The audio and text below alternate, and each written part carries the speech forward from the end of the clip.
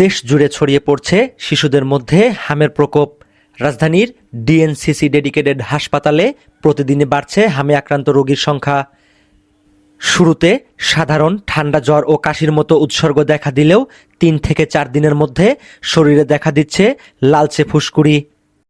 প্রথম লক্ষণ জ্বর থামবে না, 101 থেকে 104-এর মধ্যে জ্বর থাকবে।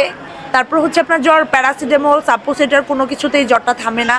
দেন তারপরে ঠান্ডাটা বেড়ে যায়, তারপরে হালকা গুটি গুটি র্যাশের মতো হয়ে সারা শরীর ভরে যায়। আচ্ছা, অল্প সুস্থ আছে, পুরোপুরি সুস্থ নেই, খাবার পুরোপুরি খায় না, অনেক কষ্ট করে একটু একটু খাওয়াচ্ছি।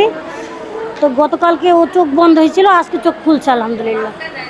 এছাড়া চোখ লাল হওয়া, নাক দিয়ে পানি পড়া এবং খাওয়ার প্রতি অনীহা দেখা যাচ্ছে শিশুদের মধ্যে।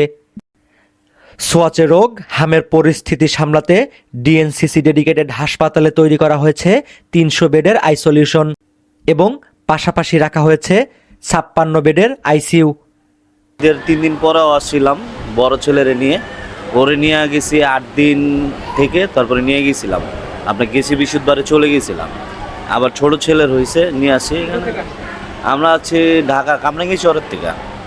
চিকিৎসকেরা আরও বলছেন, হামে আক্রান্ত হওয়ার পূর্বের 4 দিন এবং পরের 4 দিন এই রোগটি অন্যদের মাঝে ছড়িয়ে পড়ার ক্ষমতা রাখে।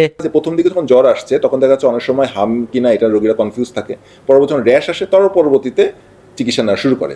যে হামের উপসর্গযুক্ত কোনো রোগী যদি আপনার থাকে, সাথে সাথে তাকে আইসোলেট করে ফেলুন। তাকে আইসোলেট করে ফেলুন, তাকে আলাদা করে ফেলুন, অন্য বাচ্চাদের থেকে আপনারা আলাদা করে ফেলুন এবং তাদেরকে যথাসম্ভব একজন এমবিবিএস ডাক্তার কারোর সাথে যোগাযোগ করে তার চিকিৎসা যথাসম্ভব তাড়াতাড়ি শুরু করুন। চিকিৎসা বিজ্ঞান বলছে 0 থেকে 9 মাস বয়স পর্যন্ত শিশু তার মায়ের কাছ থেকে এই হাম রোগের প্রতিরোধ ক্ষমতা পেয়ে থাকেন। এই হাসপাতালে এখন পর্যন্ত হামে আক্রান্ত রোগী ভর্তির সংখ্যা 713 জন, যার মধ্যে চিকিৎসাধীন অবস্থায় 4 শিশু মৃত্যুবরণ করেছেন বলে জানিয়েছেন কর্তৃপক্ষ। এখন পর্যন্ত 290 জন চিকিৎসাধীন রয়েছেন, যাদের মধ্যে 48 জনের অবস্থা আশঙ্কাজনক হওয়ায় রাখা হয়েছে আইসিইউতে।